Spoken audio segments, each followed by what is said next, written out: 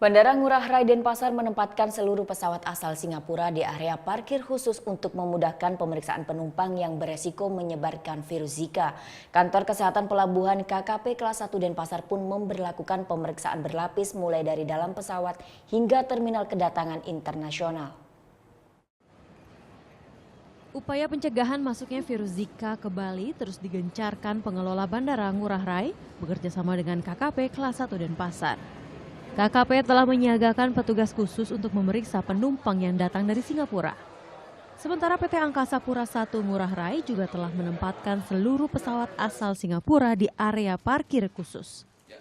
Jadi kita siapkan nomor 13 sampai 37 itu. Nah, itu di situ ada akses yang akan lebih mudah. Jadi lebih mudah untuk melakukan pengaturan penumpang ya, sehingga melewati alat-alat yang sudah dipasang dokter ini sebetulnya. Penempatan pesawat asal Singapura di area khusus ini untuk mensterilkan penumpang yang berisiko menyebarkan virus Zika. Penumpang yang datang diperiksa mulai dari dalam pesawat hingga pos khusus pemantau Zika di terminal kedatangan internasional. Jadi nanti kalau yang kita curiga, kita bawa ke ruangan isolasi. Kita perdalam, periksa lagi, ceritanya seperti apa ya, dia apakah pernah ke sebelah atau tetangganya yang sakit, lalu kalau masih curiga, kita langsung kirim ke rumah sakit Sanglah. Kita isolasi di sana, dicek labnya. Hingga Sabtu pagi, belum ada penumpang asal Singapura di Bandara Ngurah Rai yang terinfeksi virus Zika.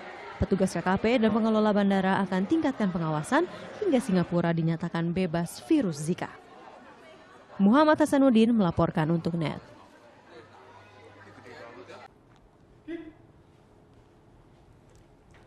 Thank you.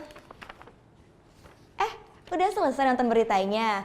Jangan pergi dulu dong. Subscribe dulu dan nonton tayangan lainnya di sini. Subscribe, nonton lagi. Subscribe, nonton lagi.